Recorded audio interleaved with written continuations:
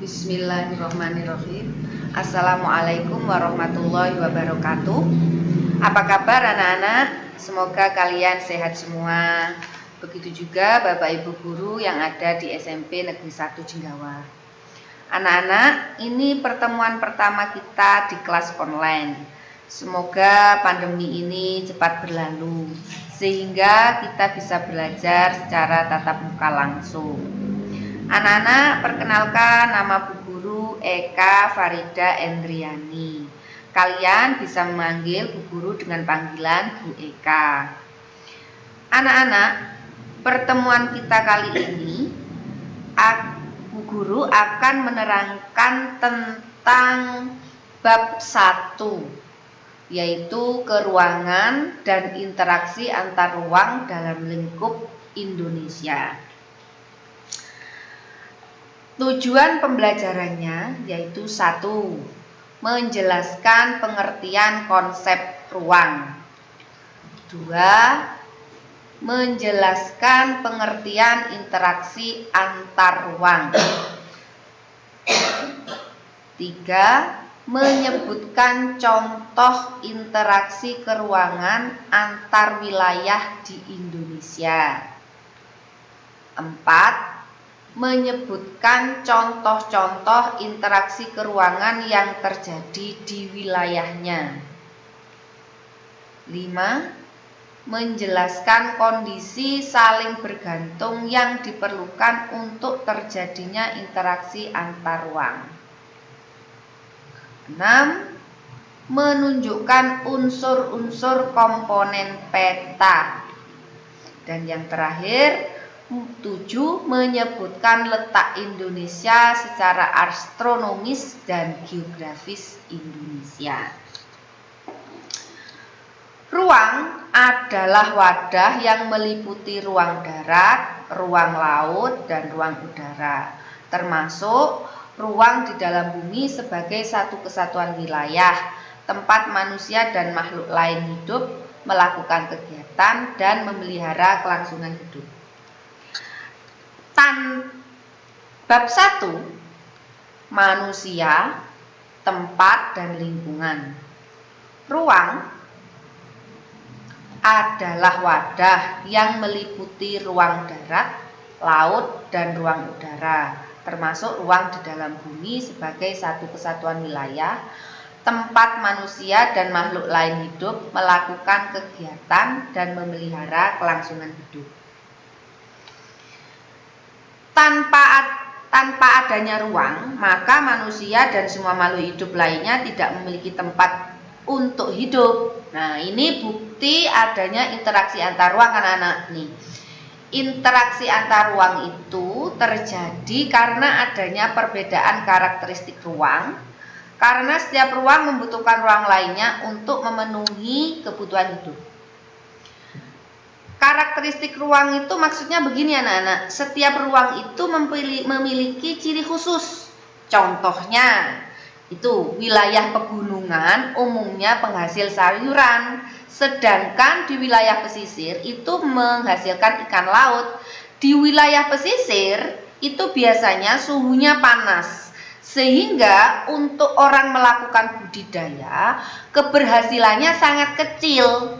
Sehingga orang di daerah pesisir itu membutuhkan sayuran dari orang-orang di daerah pegunungan. Begitu juga daerah pegunungan, dia akan memerlukan ikan laut atau bahan-bahan yang dihasilkan laut, sehingga antar ruang ini akan saling membutuhkan. Begitu maksudnya anak-anak.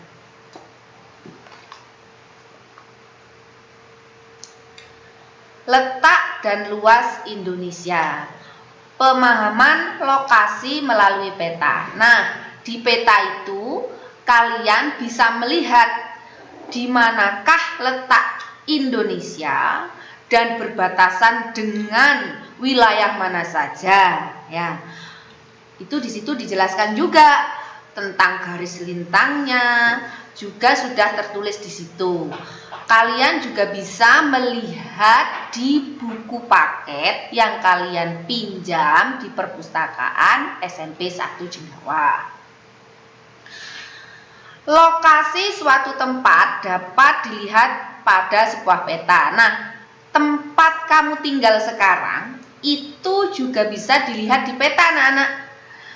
Misalnya di daerah Jember, peta daerah Jember, kamu bisa melihat di mana letak desamu, berbatasan dengan wilayah apa saja, itu juga bisa dilihat. Letak dan luas Indonesia itu juga tertera atau bisa terlihat di peta itu. Luas wilayahnya baik itu Indonesia secara umum maupun wilayah kamu tinggalnya itu, luas wilayahmu itu, desamu itu berapa, bisa dilihat di situ. Letak astronomis adalah letak suatu tempat berdasarkan garis lintang dan garis bujur. Nah, anak-anak, detailnya tentang letak astronomis itu juga bisa dilihat di peta atau di global. Di situ sudah sangat detail, ada garis lintang dan garis bujurnya. Kemudian letak geografis adalah letak suatu negara di permukaan bumi. Secara geografis, Indonesia terletak di antara 2 benua dan 2 samudra. Nah, supaya lebih detailnya, kamu bisa lihat di peta juga benua apa saja yang berbatasan dengan Indonesia dan samudra apa saja yang berbatasan dengan Indonesia.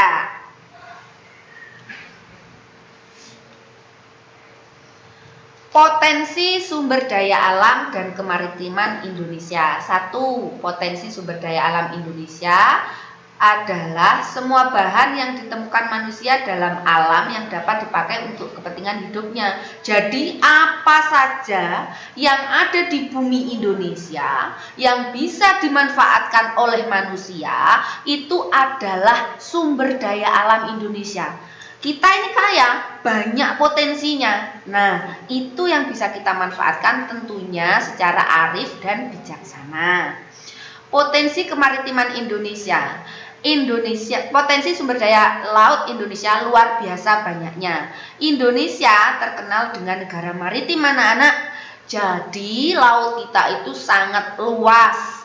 Nah, itu juga bisa kamu lihat di peta. Nah, di buku paket itu juga ada peta tentang kemaritiman. Anak-anak, demikian dulu pertemuan kita untuk pertama kali di kelas online. Semoga kalian bisa memahami apa yang sudah Bu Guru jelaskan pada kalian. Dan semoga kita bisa segera belajar tatap muka langsung. Demikian anak-anak, nanti kita akan bertemu lagi di pertemuan kita yang kedua. Bu Eka akhiri, wassalamualaikum warahmatullahi wabarakatuh.